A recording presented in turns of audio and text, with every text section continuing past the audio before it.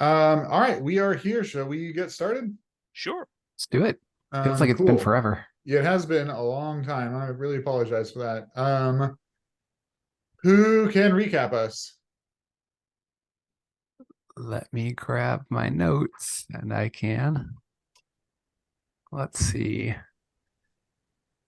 Well, I have very undetailed notes from our last session, as in 2 lines, but I remember enough things. Okay, so we went up in the caves. We were on the icy planet. We had found the facility deep under the ice. We were going to try and go scout it out. And we were trying to land in the cave far enough away that they wouldn't detect us, but close enough that we could walk there. Piloting checks were less than ideal. We ended up about 5 miles away. But we're pretty sure they didn't notice us, considering we're 5 miles away. And we are heading north through the caverns. We did cover our ship in the thermal blanket, and we turned it off. We were like, did we turn it? I'm trying to remember. Our options were leaving it idle and potentially having it be slower, and it would be slower to. It would be quicker to start if we left it idle, but it'd attract more wildlife. I think we turned it off so that it wouldn't attract wildlife. I think that's what we did. Because we didn't want it getting mauled. This was the session you were out. Okay, got it. Yeah, we didn't want it getting mauled, so we left it in like low power, like ultra low power mode, where it's not going to be drawing attention from animals. It's just going to take a little longer to get rolling once we actually do need to take off. But we covered it in the thermal blanket, so it won't freeze. We made our way north through the caves. We're like up in the ice caves on our way there, and there was a pretty substantial gap with a farther than we cared to determine how far it actually was trip to the bottom. Actually, I believe Christian did determine it was like 200 feet to the bottom, something like that. With his special eyes. Yeah. It was very far. So the plan was we were going to run and take our best flying leap. And if we couldn't make it, Troy was going to like shove to get us over. And it turns out we were fine. It was Troy that needed the shove. So Troy ran, kind of lost his footing right at the edge and didn't make a very good athletics check to jump. So he used, I believe it was a lot of force points. I think I wrote, yeah, Troy had to like propel himself with force points. He did make his check. He made the check on the force points. But yeah, we are currently now on the other side of said large gap. Getting back, we'll have to figure that one out. Because it was like a gap and like a slight drop. So we went down the slight drop getting here. Going back is going to be a harder endeavor. But we will figure that out in the future. We are currently, that was, I think, where we ended, was having just crossed that gap, and we were continuing on northward through the caves. But we've been going for a little over an hour at this point. We're a little over an hour into our like trek north. Eric, can you tell me how many force points I used? I cannot. I do not remember. So I just cut them in half. Is that reasonable? I think so. That'd be 9. It was a force push type thing, whatever. I don't remember. I think it was 3. I think it was 3. That's. Yeah, it was. I just remember it being like a very sizable chunk of force points, like enough that you probably wouldn't be able to do that again going back. Oh, well, then it may. I think half sounds good if you didn't keep track of it. Well, yeah, sorry about that. I thought I had that in my notes. That is a lot. Okay, that's 9 points. Is that reasonable? Yeah. Okay.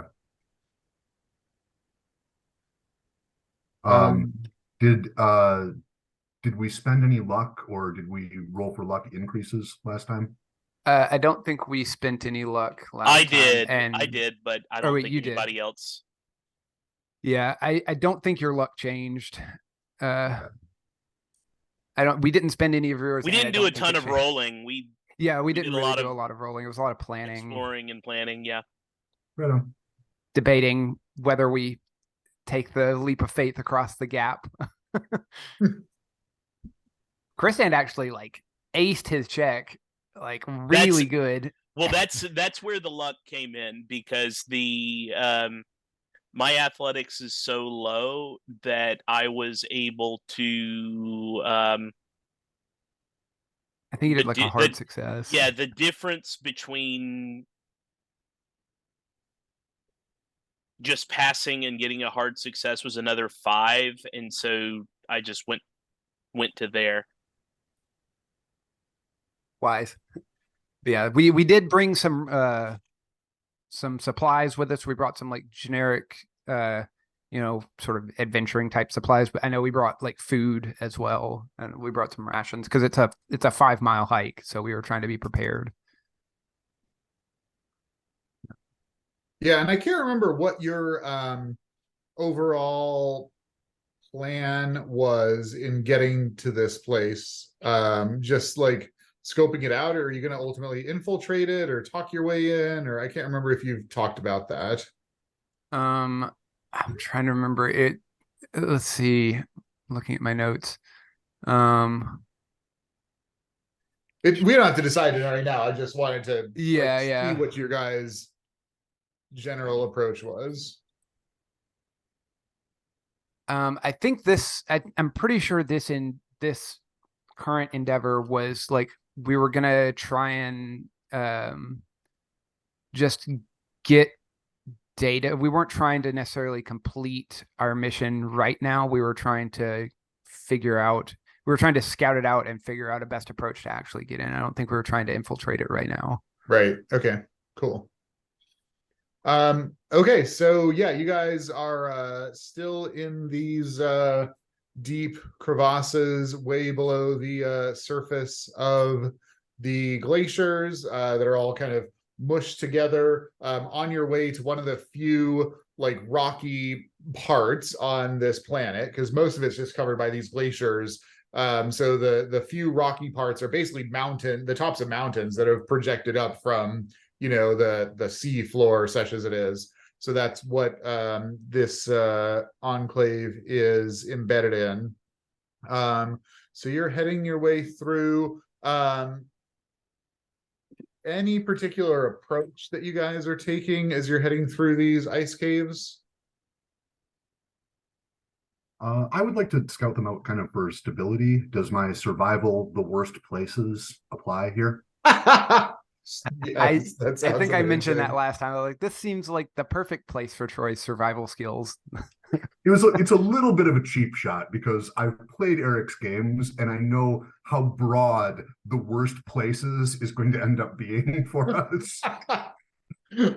Some places are less worse than others. Like you could just be in an ice Coruscant Coruscant wouldn't apply. Yeah, right. I mean, we'd have to be in like a pretty awful part of Coruscant for that to apply. Yeah, which like we almost undoubtedly will be at some point. All right, 37. Not enough. Cool. All right, I know nothing about these ice caves.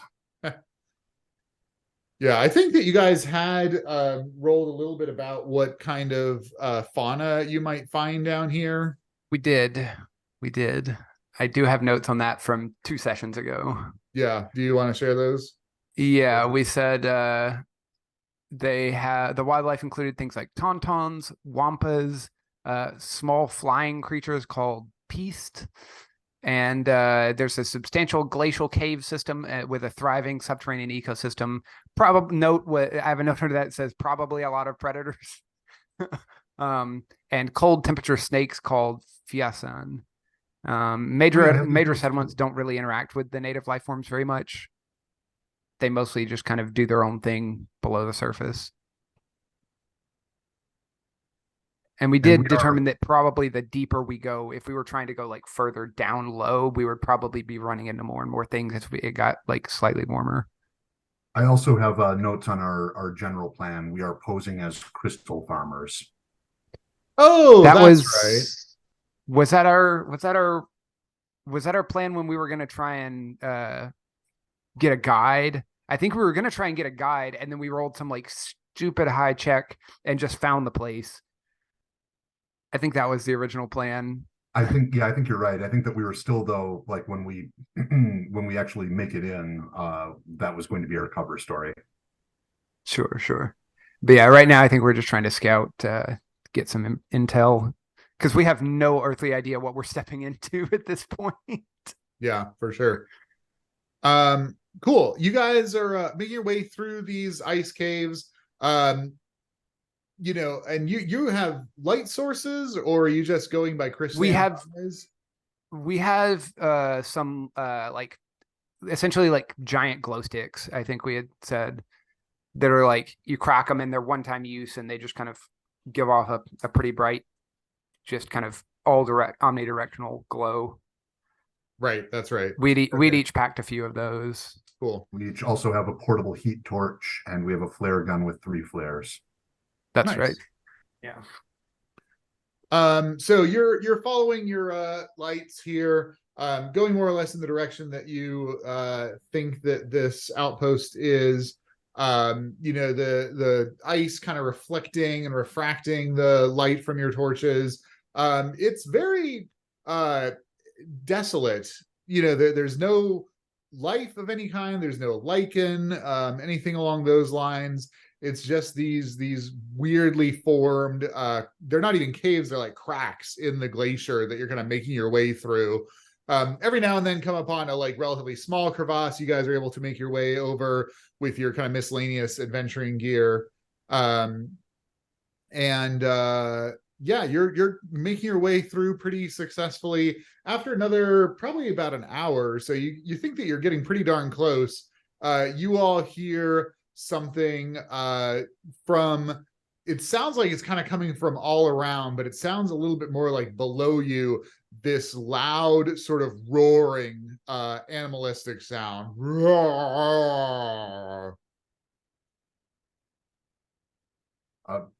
Before that happens, just real quick, the fissures that we're seeing in the ice, do these appear to be natural, or are they the result of like demolitions, for example? No, it's all natural.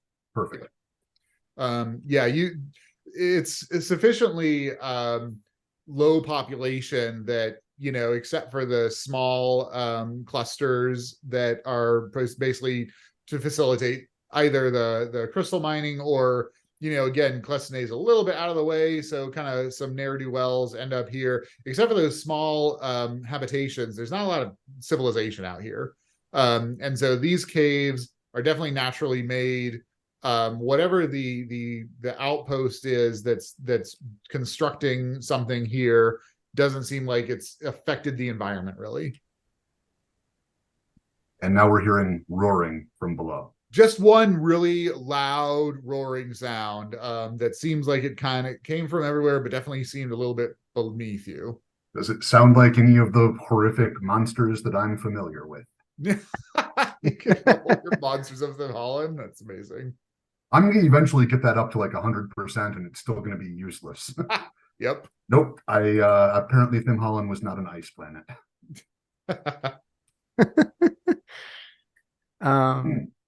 I don't reckon I like the sound of that, friends. Let's tread lightly and not disturb whatever that is. And Varlo is like measuring his volume and speaking. Even he's like trying to speak a little quieter and like, let's just be very cautious. I draw my blaster and move to the front of the party. Varlo's holding basically his coat, and he's ready to like jam his glow stick up inside his coat to like basically snuff it for temporary, like hide it temporarily in case something sensitive to light comes around and we need to not be seen. He's like, is there anywhere around us in the structure of these tunnels that would make for like a nook or cranny we could jump into?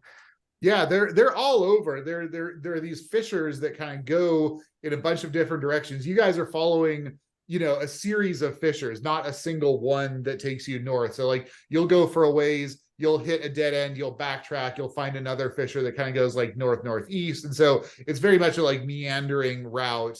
And yeah, there's cracks in the ice all over the place. That also reminds me that I had made a note. We were writing down which like turns we took so that we could backtrack our steps, because otherwise we were going to get horribly lost in here. It is a bit of a maze for sure. Yeah. Varlo is trying his darndest to make notes on where we take turns and try and be able to recreate it on the way back out. I think we're probably going to want to take steps to be as quiet as possible here. I agree. Stealth? Yeah. Can we do stealth? Kristen looks very nervous. That's a hard success. That was not a success for me. That is also not a success. Great. I'm going to blame Kristen. You need to be quieter. Okay. Varlo's like off here actually being quiet. I rolled a 33. Varlo, you can hear, oh my gosh, you can hear the other two. And mostly what it is so the fissure that you're walking on does not have a flat floor by any means. It's kind of this V-shaped thing. So you're like softly padding, along the sides of the V, and like Troy and Chris Stand are like every now and then like catch on a piece of ice and like you hear this crunching sort of sound as their foot slides down the V. They're not super loud, but not, quiet. Yeah. Varlo's just going to kind of look back at them with a like, what in the world are you doing? Making all this noise. He's not going to say anything because like talking is counterproductive to sneaking, but he's like, what are you doing? Cool. As he continues to try and sneak himself. How long are you guys gonna go? So you guys are sneaking for like 5 or 10 minutes. You don't hear or see anything else. You've taken a couple of turns in this twisty crack. You're gonna keep going kind of slow, slowing us down substantially. It is, yes. Okay. Well, if we haven't heard a repeat of the roar, Troy's going to straighten up a little bit, brush off his jacket, and say, "I think we're out of the thick of it. Hopefully." Have any of these passages that were like the kind of fissures off on the side that we've gone through had any notable either wind coming through them or like smells coming from them? Are there anything unusual about, or is it just all just ice and nothing distinct? Yeah, it's not that nothing's distinct. Like there are like really cool like formations and like the way that the ice is cracked, and like this has a really like interesting spider web that made like a design that kind of seemed not necessarily familiar, but was like very interesting. So it's not all the same looking at all, which is going to facilitate your guys backtracking, because if you were just turning like writing right left, you would be totally lost. So yeah, it's actually pretty distinct looking in terms of wind. You're sufficiently below the surface that there's very little wind down here, and the crevasse that you're in general is not very wide, so it's not like a wind tunnel sort of thing. And you also, I don't know if you guys have necessarily like spent a lot of time thinking about this, but you hear cracking, creaking sounds, and this is obviously a glacier that's going somewhere. So these cracks are very temporary, like on the order of days to weeks. You don't think that these things have been here for years or anything like that. Got it. And in terms of smells, that's part of that like sense of desolation, is that you just like getting nothing. There's no sound except for your footfalls. There's no smells. There's no breeze on your face. It's just like cold, dead down here. And I'm assuming the surface that we're walking on is just ice. Like it's not going to hold tracks at all, or at least not real easily. Yeah, it's not like polished ice by any means. So someone really competent could definitely track that there was something where you are walking looks different than the other parts of the crevasse. I guess I do want to, as we're moving forward, especially knowing that there is something in here roaring below us, I want to see if there's any signs of like footprints or a trail, or cool. Like, how big is this thing that's roaring below us? For sure. Yeah, do a perception check. Oh, that might make it perception. That is a regular success, and I'm going to go ahead and spend 4 points of luck to make it a hard success. Nice. Worthwhile. Cool. So as you're thinking about this and thinking about your tracks and whatnot, you start looking at the crevasses a little bit more with this particular angle in mind. You see a couple of places about 8 feet off the surface where you guys are walking that look like there's a clear scrape in the ice, that something gouged a bit of the ice, not like a huge chunk of it, but like if you took like a vibro blade or something and like just scored it, is kind of what it looks like. With some frequency, now that you're looking for it, you're like, oh yeah, I see it there, and you keep going for another couple minutes, you see it there. Now that you're kind of looking for it, you're definitely noticing it with some regularity. So there's something down here that's pretty big, that is occasionally scraping the ice. That's the most clear thing that you notice. All right. I hold up a hand to stop and just take my glow stick and point it up at the scratches on the ice, and then share a meaningful glance with my companions here. Yeah, you guys both see that and realize that whatever did that, unless it was like reaching up, if that was like its head, that this thing is pretty big. Based on that, Varlo is going to pay special mind to fissures that we pass that he thinks are small enough that whatever that was wouldn't fit in. Nice. Fortunately, they are kind of all over, actually. So yeah, so that's why he's like, basically, the whole like always being like paranoid and like always looking for your exit in a space. This is Varlo's like looking for his exit. He is looking for, at any given time, he knows where the nearest fissure that's small enough that he could get in, but whatever that is probably couldn't. That's his goal at the moment. If we encounter a horrible ice out. monster, we're going to each split up and dive into different fissures and just run away. What it sounds like. Cool. Varlo is probably going to. I don't know what you guys are doing. To that end, though, in that general vein, are there any spaces that look burrowed rather than glacially formed? No. If you want to give me an insight check, though. Sure. That actually worked. Yes, that's a standard success. Nice. Thinking about that, you're looking around, like the amount of effort to tunnel through ice is pretty substantial.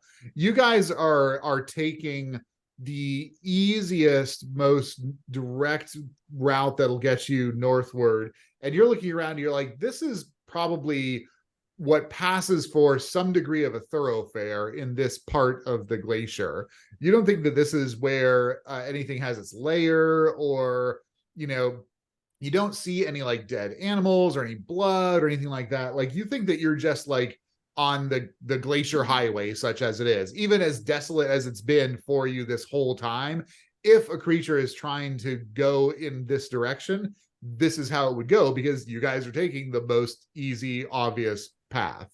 So you're kind of thinking like, if there is something that has a layer nearby, it's probably off on one of these like side crevasses that like would dead end and not be where like lots of other creatures are kind of going, and lots is relative. lots relative to this desolate place. Exactly. Yep. Okay. Cool. So you guys proceed for another about a half hour. And eventually the crevasse ends, and it basically comes to a sheer ending in the glacier. And looking out, you see that there is a span of between 50 and 100 feet from right where you are. It's about 50 feet, and like kind of extending your glows out, you can see that the edge of this mountain is rising up ahead of you. So you're basically looking onto the side of this mountain, mostly covered in rock and stone, a little bit of ice here and there, but it looks like it's like the glacier is basically melted away from it. So it must be generating enough heat that the ice is not like wrapped around this mountain, at least at this point. Looking up and down, you see that that's pretty similar where it is. I think you guys at least buzzed this or got enough intel from the surface to know that on the surface the glacier is like right up against the mountain. Yeah. So it seems like this is a phenomenon that happens a little bit deeper in. So yeah, you see, what you think your destination is. Looking kind of right and left, you see that, the glacier, it extends in all directions, up, down, right, left. You can see there are other fissures here and there. And then there's the side of the mountain. Presumably there's going to be an entrance to this thing somewhere.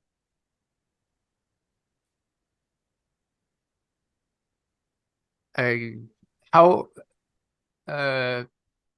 is there a way, given that the ice kind of ends without getting to that, how far, like what is our path to getting on that rock looks like? Is this just like a hop out onto it, or is this is this a substantial distance to cross? The linear distance from where you guys are is 50 feet. So the mountains, sloping like this, at least where you are, the glacier is kind of like this. So the linear distance is about 50 feet. You could like potentially fall down a bit to try to hit it further down. That would be a longer linear distance, but less horizontal distance. Does that make sense? Mm-hmm. And it looks like, that the glacier goes up against it at the surface. So if you were able to go up somehow, there would be ice connecting to it. Yeah, exactly. At some point. And you don't know further down what's going down there. How steep is the side of this rock, like mountain formation? Would this be something we could walk on if we were to get over to it, or would it be one where we're like struggling to not go sliding down the side? No, it's like I don't know, like a 10% incline, 10 or 12%. So steep enough, but you probably couldn't walk upright. You'd have to kind of like hands and feet it, but it wouldn't be hard. Okay.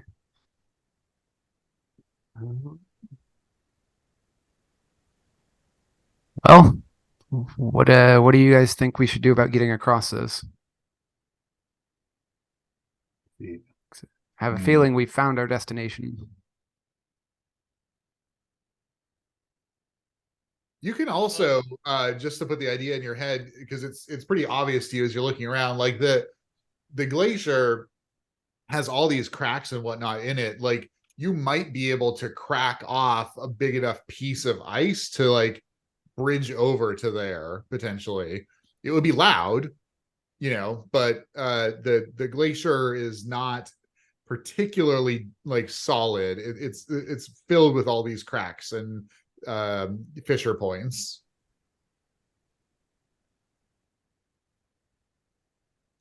That doesn't sound like a great idea when we're trying to not attract attention from the roaring thing down below and the installment that we're attempting to invade. But I'm not sure what other options we does it look like, is there evidence of other things having fallen away onto this before? I'm sure like they probably would have mostly melted once they got there over time. But is there evidence of where things have like broken away and fallen Oh, onto I the- see what you're saying. Yeah, do another perception check.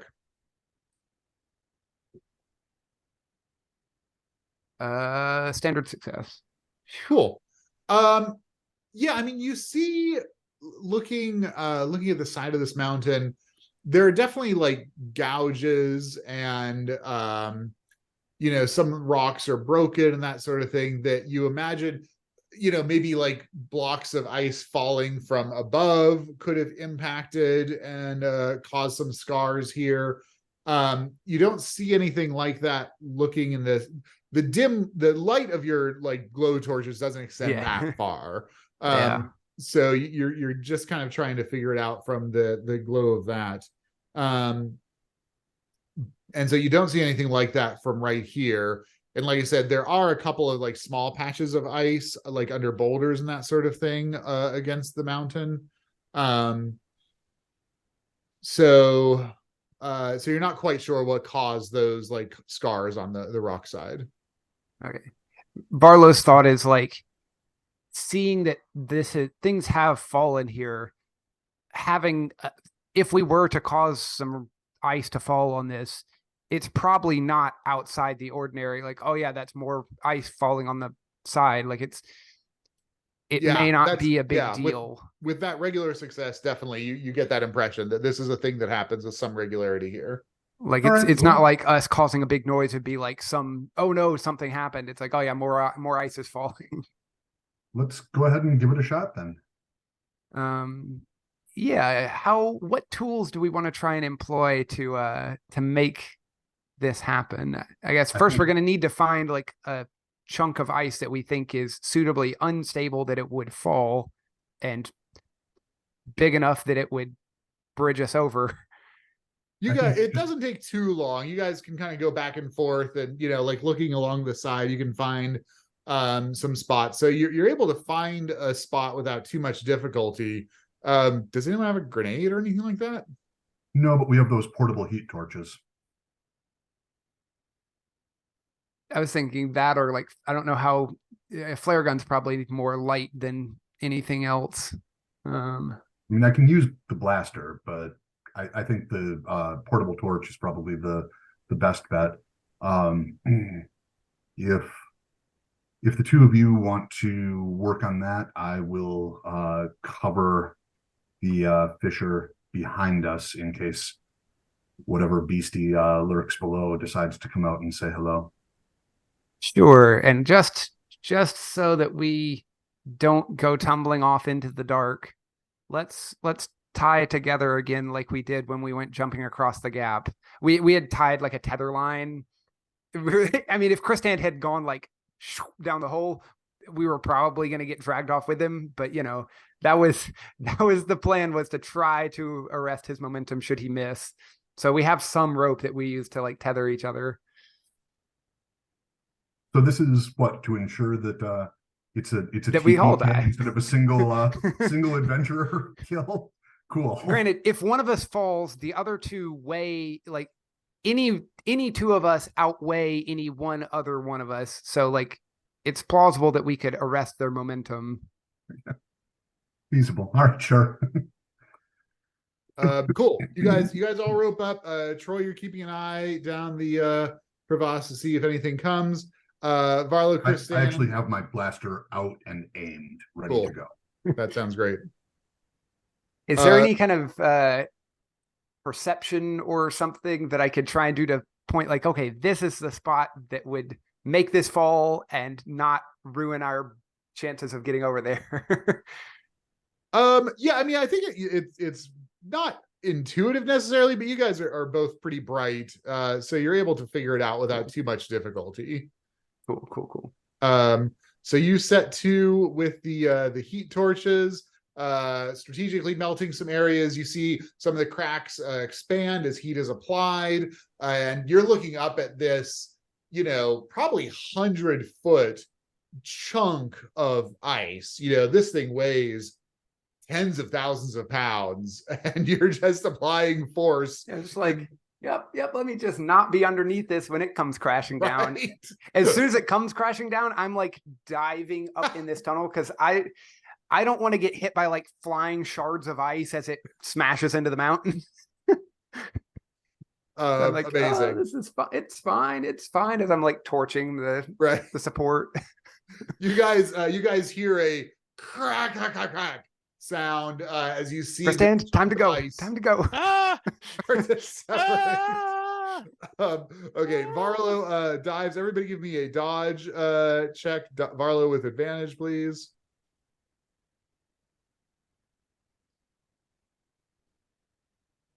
Woo! It Nope. went from good to spectacular. Hard success. Whoa. Extreme success. Yeah. I went from a 33 to an or 38 to an 8. Holy crap. Varlo completely dodge out of the way, take no damage. Troy, Can I expend some element of that to like, as I was like, Kristan, get over here, to like drag Kristan to safety? if you want to take some of the damage from Kristan, you could do that. Sure, I will spend part of with my extreme success. I will use that to give Kristan a little bit of a bump. Okay, Varlo, you take a point of damage. Troy, you take a point of damage.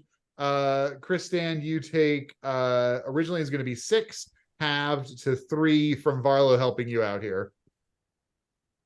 Okay. Barlow's like dragging him by the rope that we tied to each other. Like, Yep. get out of the way. Now, is this anyway similar? Because this is nearly half of my hit points. Yeah, it's almost a major wound. Okay. It would have been a major wound if you hadn't snatched me. Yep. I will take it. Serious problem. You would have knocked out all of my computer knowledge, probably. Oof. So this Massive head wound. huge block of ice separates from the glacier, falls, slams down between the mountain and the edge of the glacier. Bits of ice go flying, at massive velocity, just tearing through everything. You guys barely managed to not be completely turned into chunky salsa from this thing shattering. You're looking at this span now that basically connects where you are to the mountain that you can navigate with your adventuring gear relatively successfully. I'm going to take a quick look at Kristan and see if I can use first aid. Yeah, I was about to do the same thing. Yeah, you guys Two people can do it. If either one of us are successful, it restores a hit point to him. Yeah, you could also do a help action and have the other person roll with advantage. What's Either your way, first aid, Varlo? 50. Yeah, I'll help you. All right. Varlo will try and help Kristan out here and patch up some of those ice shards. Sounds good. Ah! All right. Holy moly. That advantage. I will take it. That Yeah. turned that into a 19. So that's a hard Ooh, success. Sweet. Because my check is 50, so 25 was the hard success mark. Amazing. You get a hit point back, Kristan. So Hey. Varlo, can you check me out? I took a lump on the back of the head from that piece. Yeah, here, let me take a look. And Kristan, if you want to help him to give him advantage, that'd be great. Not Don't worry about it. That was a 1. Oh, wow. holy What is this? crap. All right, well, I've used all my luck for the game. Good luck, guys. All my luck is gone. That is amazing. I mean that's a critical success. I definitely want to honor that. What would be helpful for you guys in this moment? Either allow him to treat himself for 1 point in addition, or restore a couple of my force points. Either one, yeah. I'm fine with either one. Yeah. I like the idea of the force point restoral. So go ahead and get 5 force points back. Awesome. Nice. Yeah, that's well worth it. Yeah. You add like a patch Troy little up. like kind of massage type thing in Varlo. Yeah, I'm just seeing some like shards of ice. I'm like plucking out the shards and like trying to make sure that's all smoothed over and wrapped up in some bandaging. And then Nice. I'll take a look at Varlo, unless Kristan, what is your first aid? It is 16. All right. You want to help me? I've got slightly better than that. Sure. Like I knew somebody needed first aid skill, so I put a lot of points into it. Nope. Sorry, man. It's all good. It's fine. Don't worry about it. We'll I'll patch myself up later when we get back. All right. Does this ice bridge look stable? Yeah, it's this It was a big enough piece of ice. massive chunk of ice. So you guys have rope and picks and stuff, so you can make your way across it. No problem at all. Start that. I'm still keeping a cautious eye back over my shoulder for anything that might be approaching. For sure. That sounds wise. Okay, great. You guys get over onto the side of the mountain and start crawling around, checking it out. Anything you're going to do, particularly in your approach here, trying to find an entrance?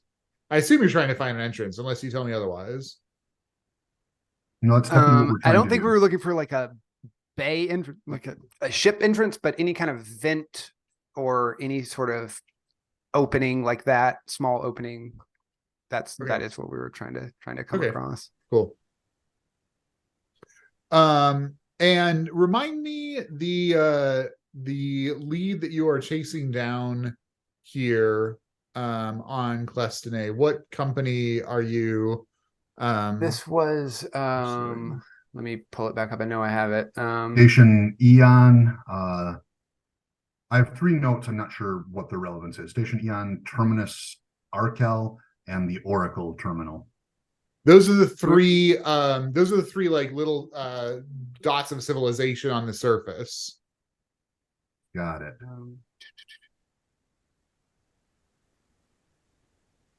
Oh wait, I need to go back one more session in my notes. This was the Sanillo Construction Corporation. Okay, got it. Yep. Oh, and a further note.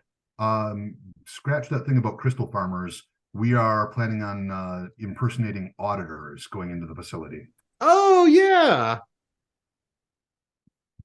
Yeah, so we were trying to get I think we were trying to get an idea of like what to, we were using this as a sort of intel gathering so that we know what to pitch when we come in and say like, hey, there's a surprise audit coming. And if we could get Christan, if we could get any access for Christan right now, just to briefly get some data to help in falsifying that would be even better. But cool. That's great. Everybody go ahead and give me a luck check, please. Luck check. I believe that's an extreme success. That is a massive I like more than doubled my luck score. Hard success for me. Wow.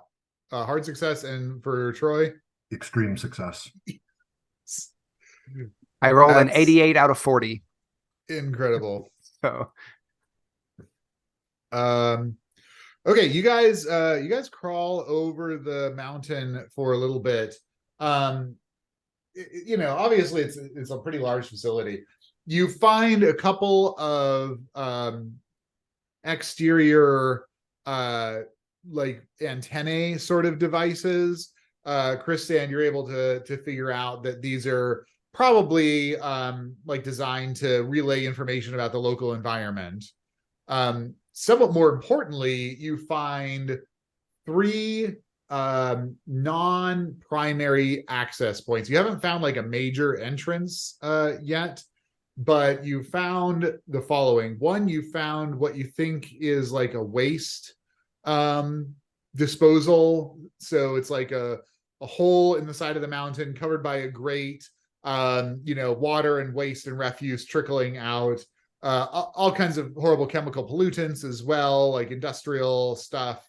So this is obviously where they just dump things, and it just runs down the side of the mountain deep into the glacier. So you found that kind of disposal port. You find a like a small access entryway. It's probably like 3 or 4 feet in diameter. It's clearly designed for a person to enter and exit but it definitely seems like a sort of utility access port, not designed for people to walk into, but probably leads into some like important guts of the thing, sort of port part. And then you additionally find what you think is a like a periodic access personnel port. So it's like normal sized door, metal. There's like a little stone ledge out onto it, red lights around the side of it blinking. It's a little curious. If you guys want to do an insight check to figure out what the hell this thing is doing here, you can do so. But it seems like you would like leave the facility through this door, but there's nowhere to go. You're just in this empty space between the glacier and the mountain. I will do would like to insight. do insight. I can try that. Great. Normal success. No, I'm sorry. That would be a hard success. Wow. Normal I success. will Sorry, spend normal. 4 points of luck to turn that 99 into a not critical failure. I don't think you can use Or luck can to I not avoid do a that? I critical can't- fail. Can I push this? Yeah, I think Granted, you can actually, push. is a pushed failed critical fail just disastrous? How does that Yeah. work? Uh-huh. Even worse. I think I will just eat the critical failure on this. Cool. Varlo, you think that this is probably some kind of like droid access, like that droids would come out here and then they would be able to like use repulsors and whatnot to like fly around this like null space that exists. Barlow is immediately very paranoid that yeah. we have been spotted by droids. Yep. Troy, Christian, what'd you guys get? Mine was a regular success, but I'm going to go ahead and spend my 4 points of luck to make it into a hard success. Mine was a regular success. Okay. Christian, so this is obviously some kind of like human portal that allows access out here. There doesn't seem to be anything important out here. You're thinking that it might be like a recreation sort of thing, like maybe people need to just like get out of the mountain and see something else. Troy, you think that this might be like a smoke break access portal, that people need to like leave the encased air of the facility in here and just like have a smoke break basically. Okay. Glancing around, is there any indication of like used death sticks or anything similar? Yeah, not death sticks because those are like terrible drugs. But they're similar, smoking sorts of things that people would use, stimulants and whatnot. All right, I point this out.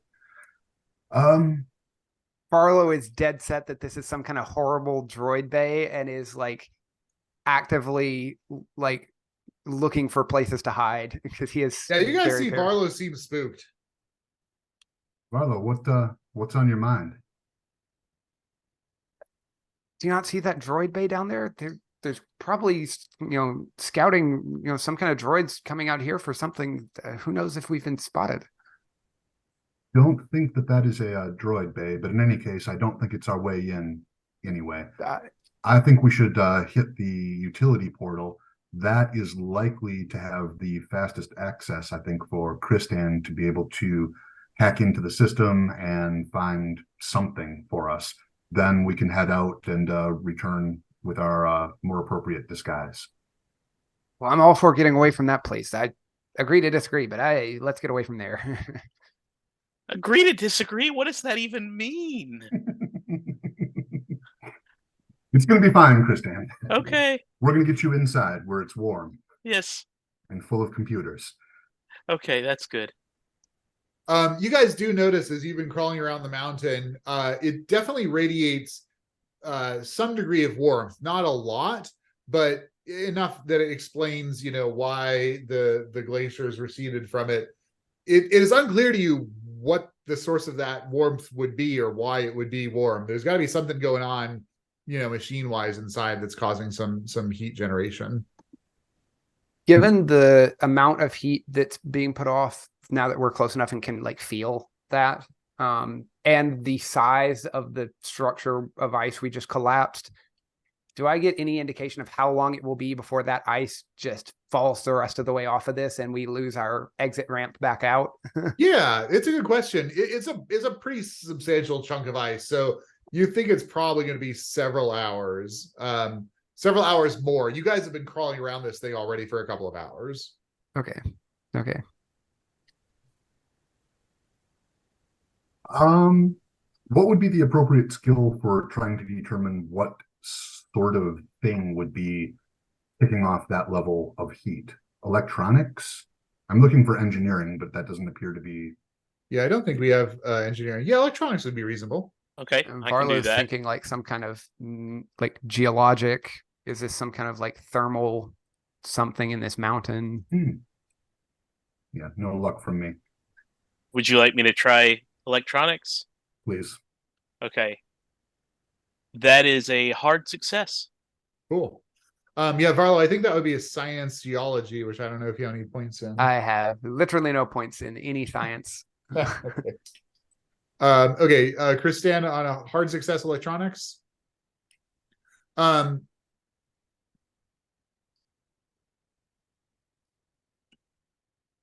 So the you haven't gotten inside this place, so you're having to speculate quite a bit.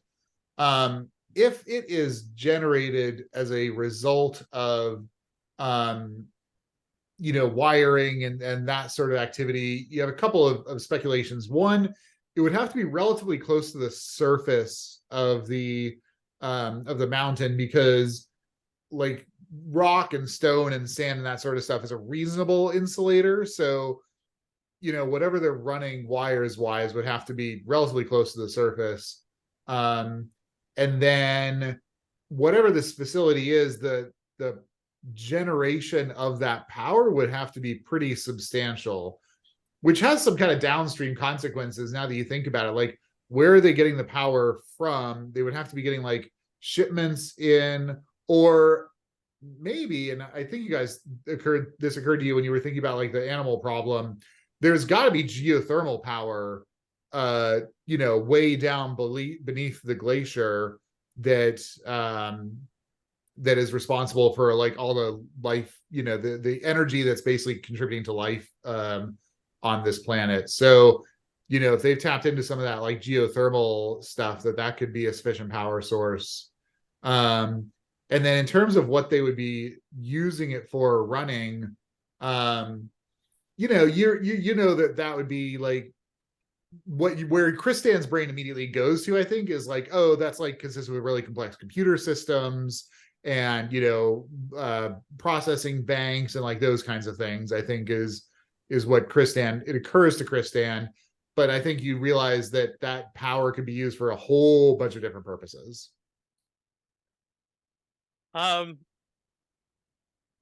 It's really warm, and so we could be in like a reverse chilling tower, where instead of having a gigantic fan, they just put the big server farms in a big block of ice.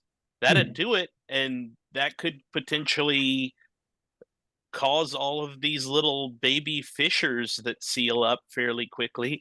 But I'd have to see the stuff. It's possible it would be massively inefficient, and then starts loudly showing his work in the math of all of it, and just trails off into mumbly nerd speak. All right, that's good. We don't need all the details. Shall we see if we can get that access port door open? I guess so. Yeah, we might as well, if that's our best way in. I don't want to go through I the don't know that it's drone bay. easiest way in. I think that would probably be the waste shaft behind that grate, but I don't know that we're going to be able to access any electronics in the waste tunnel. I think we probably will in the utility access room. We should definitely not make ourselves visible in here. We need to be in and out without being seen. Mhm. Cool. We You guys have make your basically way no cover story here around right now. to that part of the mountainside. So yeah, again, it's about 3 foot diameter, gray metal, a couple of blinking red lights around the exterior. There's no control panel as far as you can tell, so it doesn't seem like this is intended to be accessed from the exterior. Nonetheless, between the three of you, Chris, and you could probably like pop off some panels and at least get access to some wires that you might be able to short circuit to try to open this thing up. Okay, well, let's try that. Cool. And Varlo, while he's doing that, I think our cover story is we're security auditors. If we happen to get caught, which hopefully won't happen. I don't think that'll hold up, but it might give us a minute or two. And then Troy, Varlo, how much electronics do you guys have? Not much. 20. 15. Troy, how much? 15. 15. Okay. Yeah, I mean enough that you guys could help Chris Dan. So go ahead and roll electronics with advantage. Cool.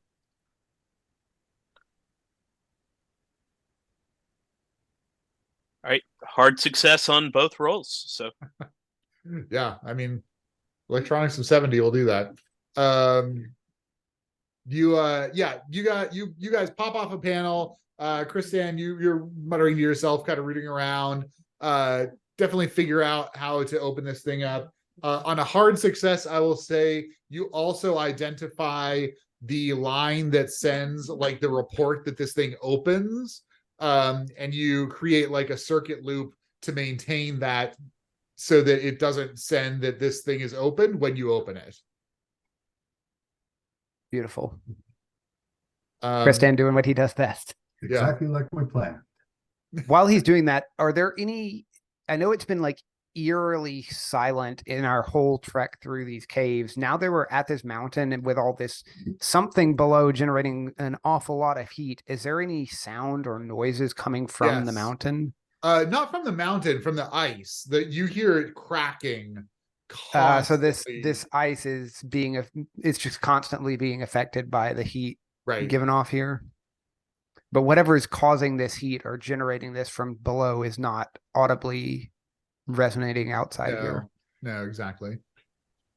So yeah, Chris Dan, you figure out how to loop it so that it won't indicate that the store is open. You get a couple of wires crossed and this little utility door opens.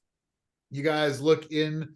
There is one of those kind of metal, grate sort of things that extends off, and it's a tunnel of wires and conduits and tubes. I don't know that. I think probably Varlo, you've seen something like this. This is kind of standard, Imperial. Where the techies go to crawl around and do the stuff that needs doing to maintain all the infrastructure that exists. Got it. But this definitely is like Imperial. This looks like standard Imperial place. Like this is clearly an Imperial facility. Yeah, exactly. Tristan, will this allow you to access what you need to access? Will it? Yeah, I mean, right here, you don't know, like, probably what's leading out to here is like highly utilitarian and not necessarily like security based, but you think following these wires will get you somewhere useful. So Kristan looks back at you, teeth smile. All right, lead the way, Kristan. All right, following wires. Barlow is trying his darndest to cover any noise we're making to like, if he sees Kristan about to crunch on something, he'll like, yeah, he's trying his darndest to help us sneak through this place. So the order is going to be Kristan leading the way, Troy is right behind him, blaster drawn, and Barlow bringing up the rear, ready to lunge and put a hand on our shoulder if we're going to step on like dead leaves. Yeah, Varlo's or like whatever it keeping is in both of here. you in his sight so that he Cool. knows if you're about to make a bunch of noise, he can warn you. Okay, love it. Everybody give me a luck check, please.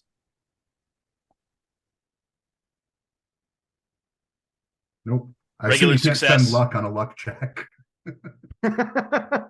Yeah, spending luck on a luck check is never you just can't, it makes no effect. That was a fail on mine. I rolled an Fail. 80. Yeah, I passed the luck check, so regular success. Cool. Let's see. How do we do initiative? Is it dexterity? Based on dexterity. Cool. Everybody give me initiative, please. 108. What do 108. we roll? Sorry, 108. What do we roll here? How do we roll initiative? We don't roll, it's just a flat. It goes in order of dex. Gotcha. My initiative or my dex is 100. Hey, mine is 45. Okay.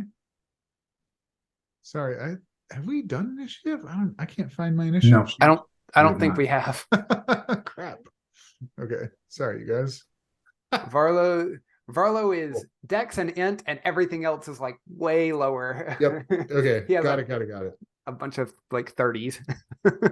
Got it. Okay. Sorry, guys.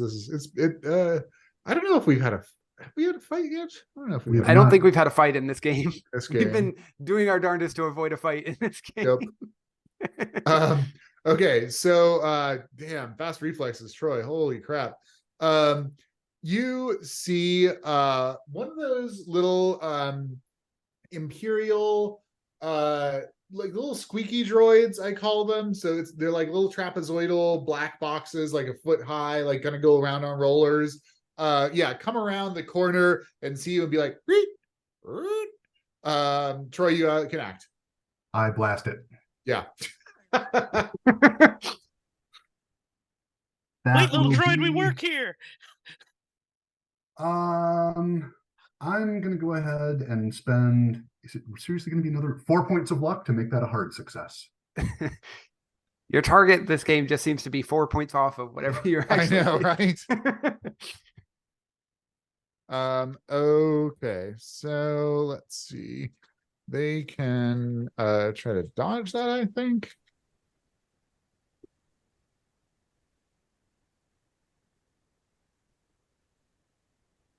It depends. I've been reading through the combat. Did we surprise this thing? No, it was mutual. Okay. Yeah, I was gonna say I feel like we mutually surprised each other. Yep. So Right. let's see. They can dive for cover. Okay.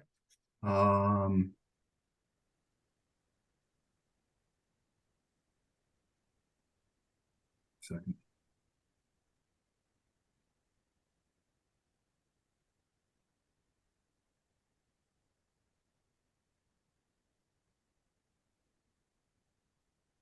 I mean, it seems like it just hits.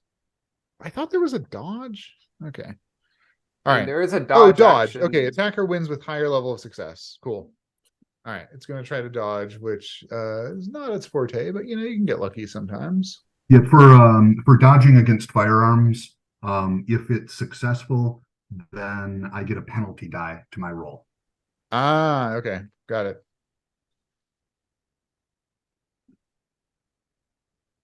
Okay, so attacker wins with higher level of success on dodge, so attacker wins. So now you roll damage, question mark? Yep. Great. 4 points. Cool. You whip out your blaster, shoot right past Kristan's ear, nail the thing right in the center. A huge part of it is slagged. Its rollers are desperately rolling for it to try to escape. It is still oh, actually, that's a major wound on it, right? So let's see.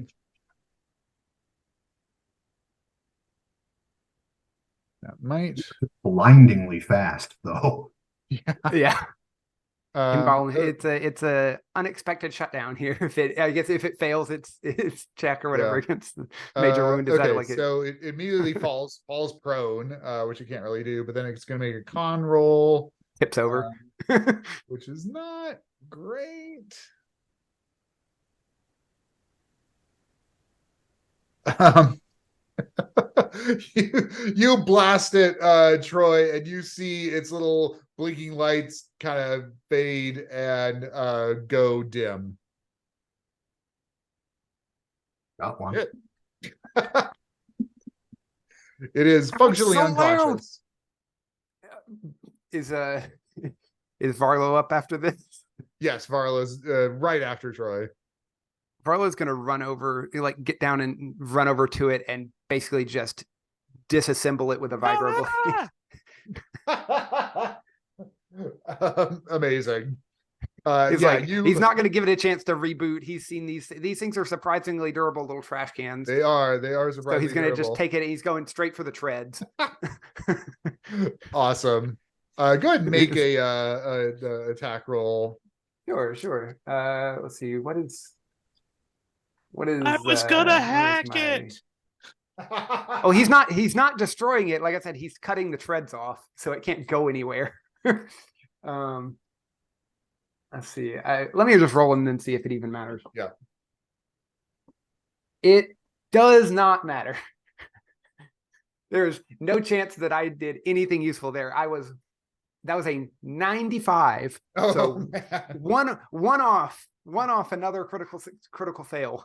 Yeah. I think the cramped quarter is you're not accustomed to like fighting on your hands and knees and doing anything with your vibroblade, so you're like just not able to get any leverage in. Like each time I try and pick my arm up to stab, I like fall over in this cramped space. And Exactly. I just can't work it. Yep. Okay. The droid. Probably can't. Let's see. What's the timeline on regaining consciousness after a major wound? Weak. Major wound. I was gonna say it's a while. It's pretty slow. Yeah. Because I know when Silas got knocked out, Yeah. he was in right. a rough place. Yeah, I mean, it looks like he's going to be unconscious for a while, which is crazy. Cool. Okay, Kristan, that's you. Okay, so how heavy is the thing? I mean, it's probably like 40 or 50 pounds. Okay, so I'm gonna drag it out of the middle of the floor and just so that it's not in the middle of everything, and pop open an access panel and start hacking it. Just rooting around in the guts. Yeah, Cool. just trying to figure out if there's anything useful I can do with it. Cool. Mechanical repair? Yeah, definitely. Okay. We just hack it and repurpose it for our own uses and send it back on its way. Well, I'm gonna see if I can like remotely access like a computer system with this thing. Like if I plug it into an outlet and be like, we're in. Okay. That is a vanilla success with mechanical repair. Cool. Yeah, you can get this thing back and operational. You know what it takes to reprogram it to your own purposes. So really, you just need access to a terminal. The main limitation that Kristan has in this setting is you don't have like a portable, cyber deck is what my brain goes to, like on you. Like you've been using Bartleby or like public terminals and those kinds of things to do what you need to do. So as soon as you're able to find a terminal, you can do whatever the hell you want to this thing. Okay, fantastic. Well,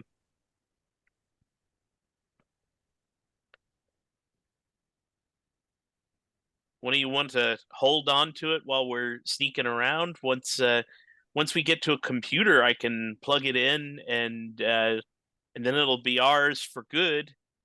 Yeah, and we can. These things are to drag around. Sure, I'll give it a try. And is there like an off switch on these? Boop. Yeah, not normally, but Kristan like is like, oh yeah, like these wires. Like, unplug from the the Yeah. sea moss. Okay, It's not and, doing anything right now. So Varlo's carrying this.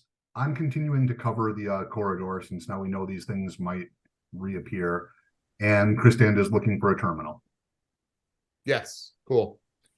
You guys continue crawling through these duct lace tunnels for a while. You start to understand why the mountain is radiating heat, because there's a lot of wires here and there's a lot of kind of juice running through these.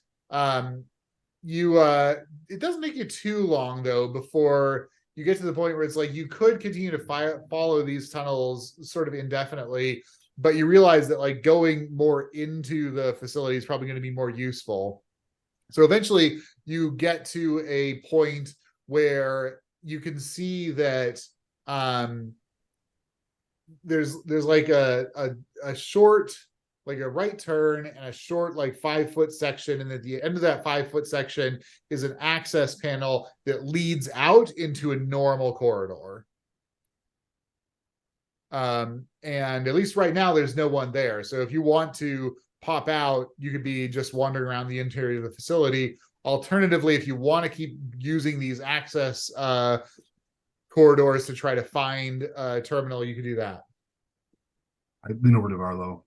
Varlo, is it likely that we're going to find a terminal in these access tunnels? Given that Varlo was kind of familiar with this sort of facility structure, is there likely to be a terminal out in this big mess of wiring, or is that going to be further interior?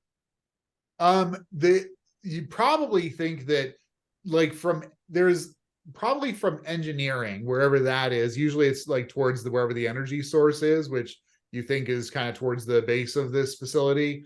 You suspect that all of these access tunnels have a regular opening too. So basically the access tunnels interact with the normal structure of the thing through these access panels that you've seen. But they're designed to be entered primarily like from engineering, and then you would go back to engineering after doing whatever it is that you're doing. And in So you're engineering, not there's likely certainly to- going to be terminals. Yeah, you're not likely to find terminals out in this mess of wiring then. It's most likely going to be in. No, actually, now that you think about it, there should be like periodic like places that people can like check in and whatnot. Yeah. Varlo's going to recommend that we try a little longer to find an interior or like a terminal out in this space that is clearly less frequented by people. People coming here kind of need a reason to come out here. They're not just going to be wandering around out here. So he's going to suggest we give it a little longer and try and find one out here before going into the interior where we're much more likely to run into folks. Yep, I agree. Especially considering that we're in warm space, so it's not like we're like out here freezing to death. Like we should try a little longer to find something out in the access panel area. Cool. Everybody give me another luck check, please.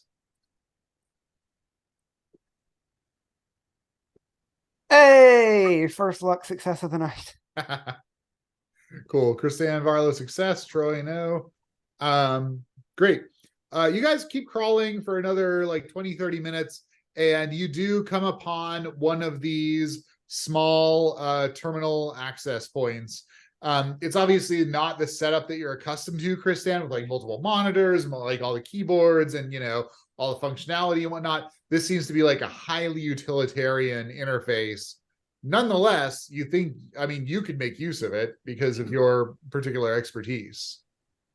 Varlo is so happy to not have to drag this thing any further.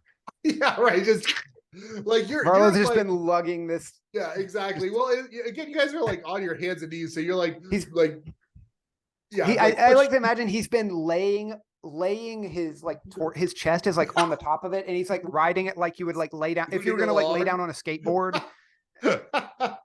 He's like kind of hands and knees this way, like riding on top of it because this thing is real heavy to carry. Yeah.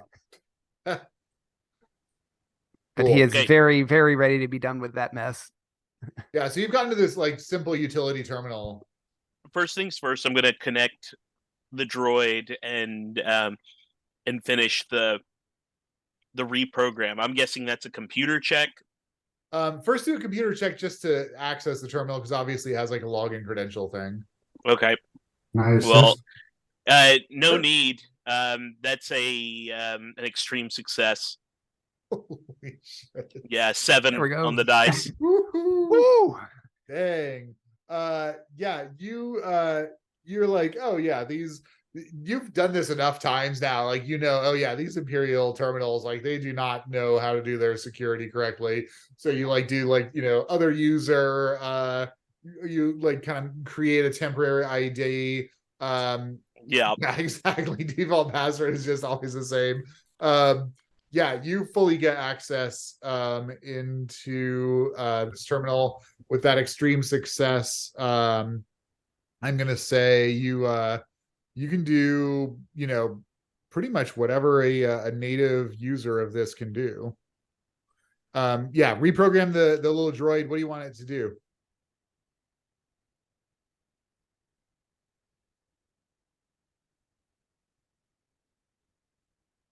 I want it to be able to send it out and around a little bit to do quick recon before we move into big rooms. Okay. And probably like a remote shutdown of some sort.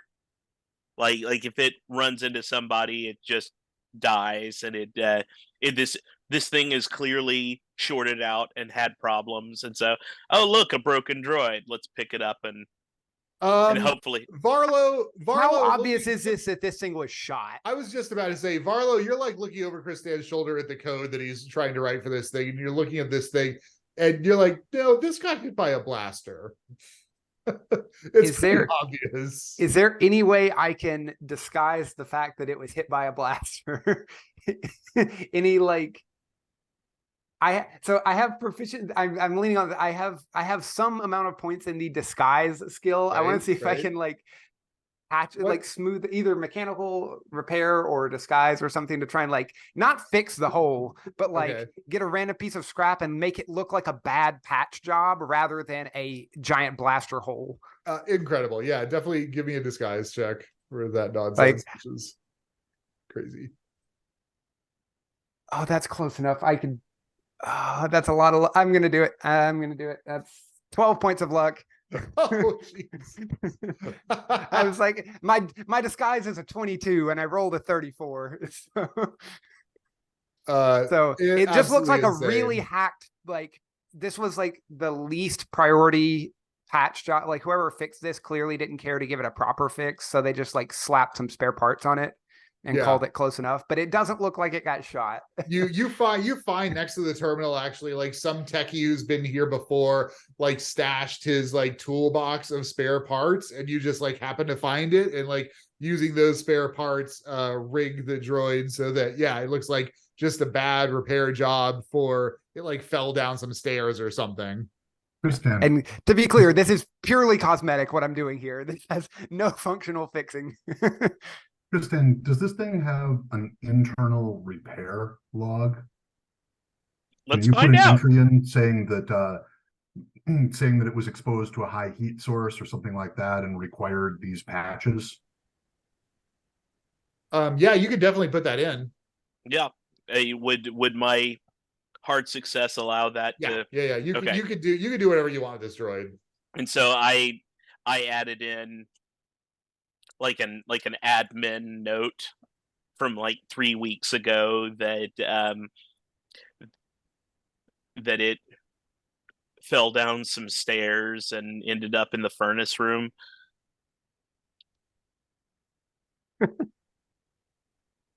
Right. Nice. So cool. So you guys have a good cover story for this droid. You got it programmed to do what you want. Did it transmit information to us remotely? No, it needs to do a jack in sort of thing. Okay. Honestly, that's probably for the best, because if it could, it would have warned someone that we did something to it. Right. So are we going to try and get whatever information we can out of this thing right now? Are we going to send it into the main area? Are we still planning on coming back as auditors, or are we going to attempt to get whatever information we can find right now since we're already in? I'd like to try to echo a good terminal to this one. I was going to say, Varla's going to suggest that we try to get some insider information that's not necessarily, like, I am assuming that the information that we're going to need for our mission is going to be a little more difficult to access, especially from a place like this, but maybe something that would really boost our cover story as auditors, like some plausible information of like the last time they were audited. Like, so if we know facts that we otherwise shouldn't be able to know, like, yeah, we know you got audited this time. Yeah, we know this one's ahead of schedule. It's a surprise audit. That's pretty good, like a follow-up audit where we reference whatever specific problem an earlier Yes. audit found. Exactly. And we're like making reference to some specific detail that we shouldn't know. Once I do that, I can just put it on the in the system calendar, and they'll be expecting us. Ooh, nice. Oh, so instead of a surprise audit, this is just a follow-up audit. That Yes. And Yeah, and they'll have the three of us as the personnel that are supposed to be here. So we still need to gather enough information up front so that we know what we're looking for when we're here for the audit. But yeah, that's the goal, is to try and get some kind of information on like some records of the last time they were audited and what it was for, or what they scored poorly on in their audit that would warrant a follow-up. So if I can roll, give the droid instructions to roll to a more secure terminal, then it can send its signal to this this peripheral access terminal. And although it won't be ideal, I can still get the info I need. And then like make the fake entry, I guess line up the personnel information to the faux identifications we already have, and like have them as official auditors from this secure third party. Cool. I mean, you have done your role, so you got that. You can send the droid to go plug into a better terminal, have it send a mirror to this terminal, and get in to do all those modifications. You know, none of this is like high security stuff. It's all just like admin, you know, so you could definitely do that. Go ahead and do an accounting check for me, Christand. Just to see like how much detail you get about the audits that had been done before and like your cover story that way. With a 37 accounting, can I assist? Oh, definitely. Yeah, roll with advantage. Pretty good accounting. You have a lot better accounting than I do. I got real lucky with Kristan's tutelage during our last level. That's right. Oh, so yeah. the first roll was a 48, which was a success. The second roll became a 21 to make it a hard success. Nice. Thank you for the advantage.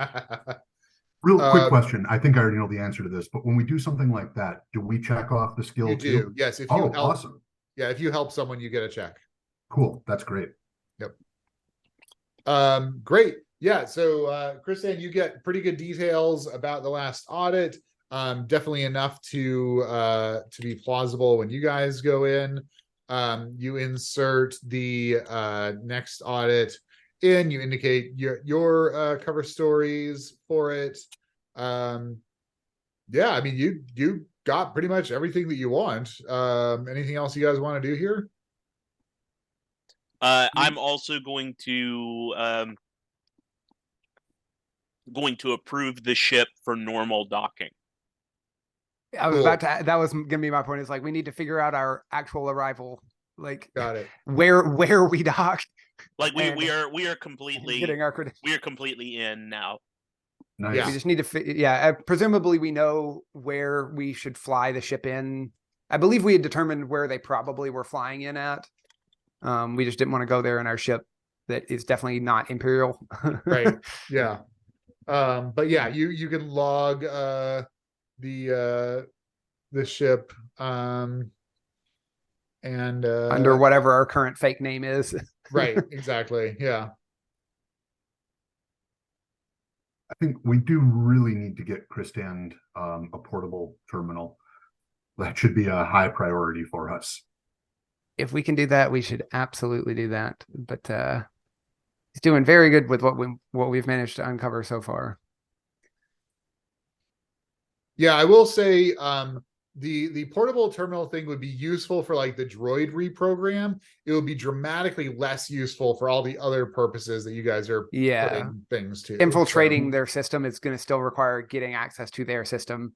right. Yeah. Using a native, and I would say even using a native terminal to do that is even better than using a plug-in one. Right, but in this case, if we had the portable terminal, he could have used that to hack the droid, which then could have accessed a Yes. better terminal. Yes. In this case, Without yeah, us totally. crawling through like 4 miles of tunnels. Yeah. Yeah, exactly. Yeah, you guys have been crawling for a while. Last thing before we go, is there anything that we could find amongst all of this mess that would make our trip back across that giant gap any easier? Whether that's some like coiled up wire off in a corner or I don't know, something that we could use to like anchor things with. I'm just trying to think of that gap. Varlo's already like nervously thinking about our trip back across that gap we jumped. I mean, you guys have, sort of general exploring gear, ropes, pitons, like those kinds of things, like getting wire conduits or pipes from here. I don't know how much that would necessarily help you, Okay. but you That's can. fair. I mean, if you want to cut, whatever, like a 50-foot length of pipe and like take it back with you, you could do that. That seems difficult to manage. I'm gonna not. Just as something that we could consider. If we can scrape together the materials, I might be able to set up a small explosive charge just in case when we come back, we need to cover our retreat with some sort of event. I think that's not an unwise decision. Should we need to collapse an ice cave behind ourselves or something of the like? That seems. Yeah, I could do it in the ice caves, or I could do it. I could do it in here. That's assuming that Christan can find me enough material. Yeah, I don't know how readily accessible any sort of explosive things would be. Explosive charge.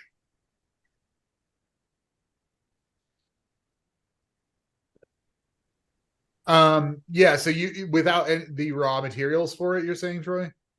Well, I don't know what the raw materials would really be. Like we have a bunch of electronic stuff around us. I have blaster energy cells.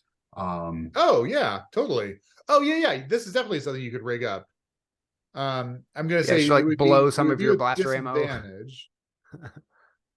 So basically, I would just be doing this to get the check mark in the skill. My demolitions is super low. Did either of you have anything in demolitions? No, I have nothing in Goose demolition. egg. Okay, I have a 15%, but that's not enough to hinge a plan on. I don't. Question: if he's trying to rig up some explosive and fails this, is this going to promptly explode? If it's a critical fail, yeah. So I guess. Or I mean, I understand. understand. Wait, hang on. I'm at a terminal. Can I see the map or blueprints to the place? Is there a way out that doesn't take us through nasty underground tunnels with infrasound growling thing? I mean, our ship is back through those tunnels, we gotta so go that to way. get Yeah, We but gotta we had go to that get way into one way the or tunnels. another. I mean, we can walk around and come back. You can find a schematic of the public, I'm going to say the non-secure areas of the facility. So the tunnels that you're calling around and the access tunnels, the major passageways, those kinds of things. There's not schematics of the glacier because of course it changes so Yeah. regularly. It wouldn't be meaningful to do. Okay. All right. I think we have what we need. Let's get out of here while Yeah. the getting is still good. I agree. Not rigging up a charged cell to explode. I mean, I'd basically be sacrificing a energy cell and running a 5% risk of killing us. I mean, just I think- maiming probably wouldn't be that much damage. I mean, Kristen's but already then kinda hurt. immediately you'd be captured by security personnel. I'll leave it That's up to you guys. Shall I do it? Let's do it if the scenario arises. If we need to rig something up, you can try and blow up a charge then. But for now, let's not be walking around with active improvised explosives. Reasonable. All right then. Let's head Cool. back.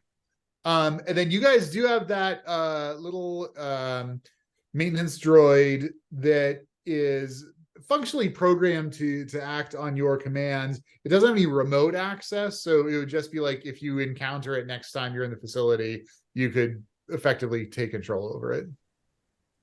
Can we actually? I was going to say, can we make some kind of marking to identify it? But I'm pretty sure that horrible blaster patch spot is pretty identifiable. Well, you kind of smoothed it over. You made it look yeah, like it just looks repair like a job. badly patched robot. So Kristen, if we just- see a similarly badly patched robot, it's probably our friend robot. Just Yeah. program it to be at the ship landing bay when the audit ship is supposed to arrive, and then tell it to follow us around from there, being inconspicuous. Yeah, we know when we're planning to arrive for our audit. So yeah, schedule it Cool. to just head that way at that time. That's a Yeah, I mean good it's thinking, still Troy. connected to the system because you had it mirroring. So yeah. Good thinking, Troy. I'm going to as part of the orders for the audit, I'm going to requisition that particular droid. Nice. Awesome. And so droid serial number such and such Yep. and such and such, proprietary audit software already installed. Perfect. Perfect. I love it. Love it. Hey, now let's just see if we can make it back out through the ice caves without Yeah. A, losing our way, or B, getting eaten by a wampa. Or C, Well, I took pretty good notes. dying in I a took hole. good notes on our way out, but that doesn't do anything for the wildlife. So Let's You get outta guys here. did not take notes in these access corridors, though. we sure didn't. But I did say that Christian could pull up the schematic Yeah, of I'm them. gonna do So you can do that to find the access door that you guys came in through. Yay, extreme The one that we've computer rigged up success. the one that we've rigged up to not alert people that it's being opened. Exactly. Yeah. Okay. So out that, back up our big ice ramp and into the caves again.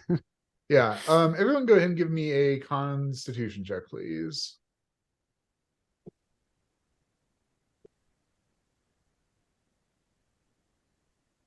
A success just barely. Extreme success, just barely. Nice. Also an extreme success. Woo, I have a really holy high. That's crap. my one other good score. Nice. It's con. Yeah, you guys have been, going for a while now. It was about 3 hours to get here. And then you've been crawling on your hands and knees for like a couple. Well, first of all, you were walking around the mountain for a couple of hours. Now you've been crawling on your hands and knees for a couple of hours. Yeah, we've been at this for a while. You've been at this for a while. But you are tough. So you persevere. Which is great. You make it back to the access door. Christian, you can go put it back the way that it was. So it closes up. Do you actually even can disassemble like that loop that you had set up to say that it's fine? So it goes back to like Yeah, the original. Yeah, I undo the 'Cause we're not planning on coming back through that hatch again, Right. so no No. need to leave it in place. You guys find your ice bridge, scramble across, no problem. It's ever so slightly melted, but it's going to take a little bit longer for it to materially deteriorate. And start making your way back through these crevasses towards the Tranquility. Any particular strategy or approach that I should know about that you're taking here? I'm going to be in front, blaster drawn, alert to any noises such as growls. Varlo. maybe Barlow right- is mostly focused on retracing his notes, Okay, helping guide us back out of here in an accurate fashion. cool. And Varlo, if you lose track of where we are, let me know. I might be able to pull that. Will do. Will do. Great. And then Kristan kind of in the middle where we can protect Yeah. him. Okay. Kristan is going to be playing with a bit of useless component that he pulled from the closet to keep him from panicking. Fidget toy. Fidget toy. Yeah. Great. Varla, go ahead and give me a persuade or perception check with advantage since Troy is helping you.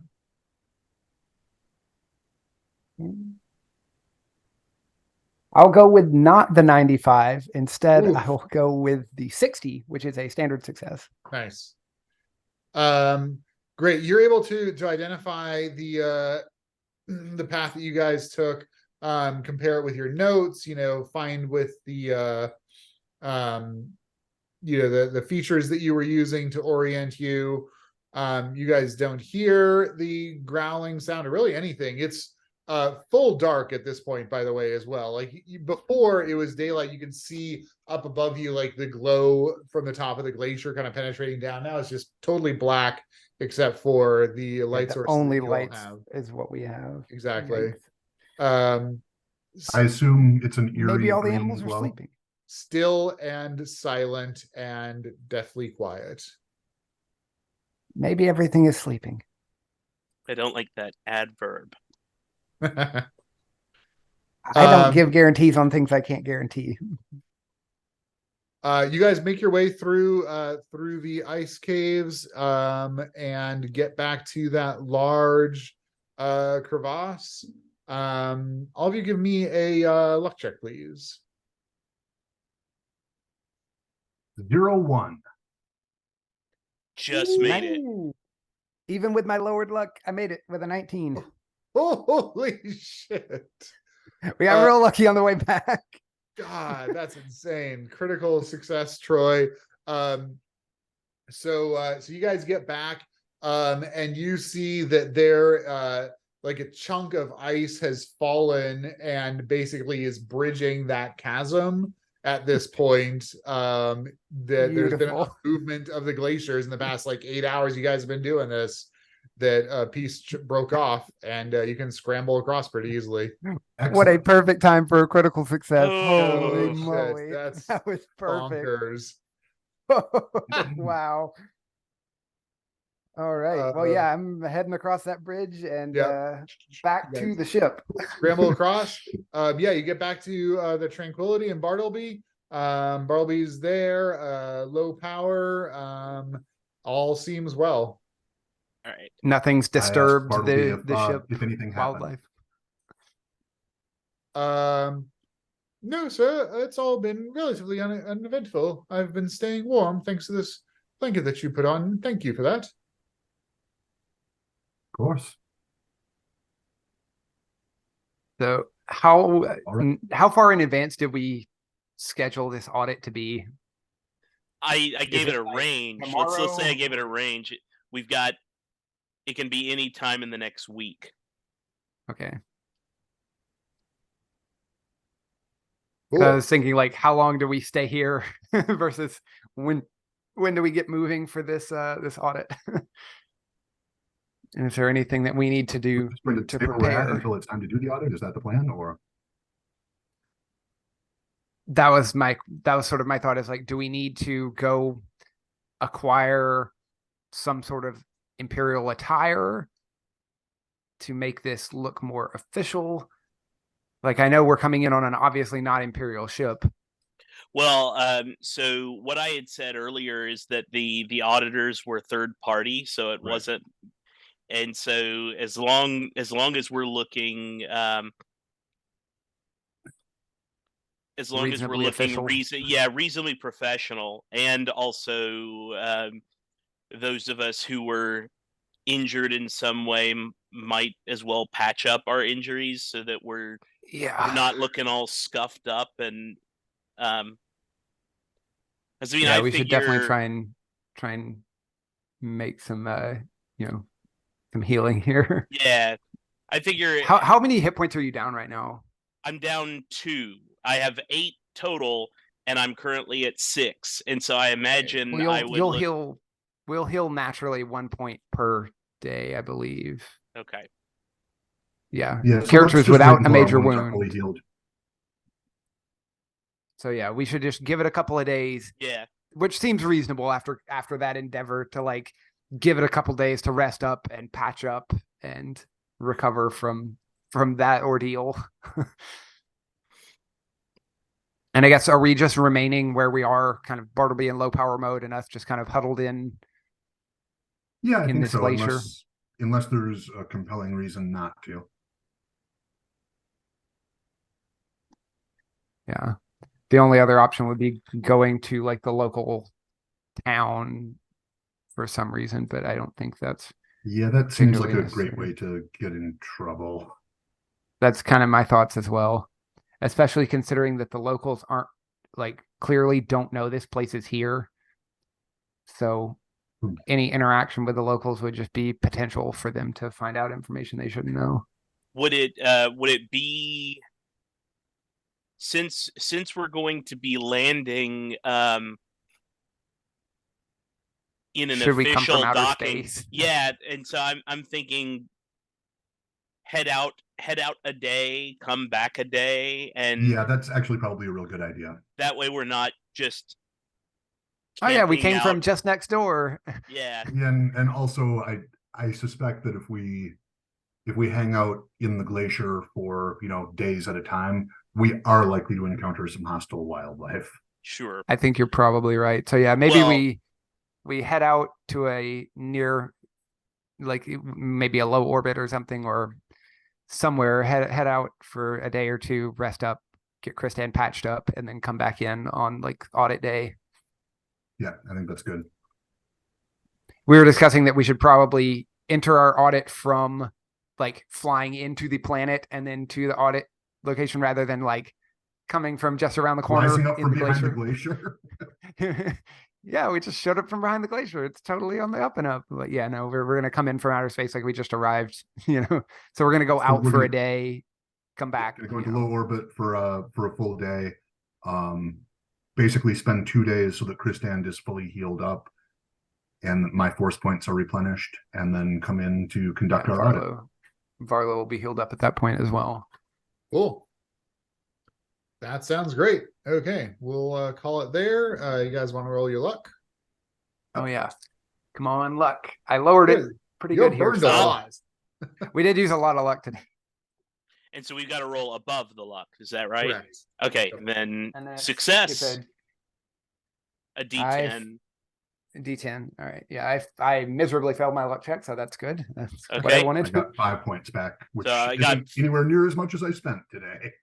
4 Yep, same points here. back. So I got 2 of the 12 that I spent back. Ah, So went from Yeah. 40 luck to 30 luck. better than 0. Yep. I rolled a 57 on my luck check, so I very badly failed it there. Wow. Our rolls tonight were super polarized because we had Yeah. 3 crit fails Yeah. and 3 crit successes, or two crit successes and 3 crit fails. And a lot of extreme successes too. Yeah. Yeah, our rolls were super polarized. Right. Mostly the luck checks were successful, which turned out well. Yeah, especially that last one. That last one was good. I was very concerned about getting back there, but then the 0-1 on that luck check is just the best timing. Utterly insane. Yeah. So our next game is the 26th. We will be in Seattle with Kara, and we might be doing a dance that night. Okay. What's your guys' availabilities? Just shoot an email. Okay. Yeah. Yeah. Yeah, That's fine. it'll be the day we're coming home from Thanksgiving festivities, and so we should be around by 5. Okay, cool. Yeah, Yeah, my I'll only let you know. availability stuff is not that week, but the week before. I might or might not be able to make it on White Star on like the 19th. Okay. So Okay, cool. Yeah, I will keep you guys updated as we get plans solidified, but hopefully we'll play because I'd really like to not have another long gap. yeah, this is fun though. I love this game. This is such an interesting game. The Yeah. dynamic of these characters is very compelling. 3 very unique, very different characters from one another. Yeah, I love it. it's very cool. It is neat that everyone has their niche and their skill set too. It's pretty cool. I dig it. It's a specialist crew that was put together for a It specialized is. mission. That's exactly right. Yep. So it works well. It works very well thematically. Yeah. Cool. All right. Thanks for the game, guys. Catch See you you a couple in a in a bit. bit.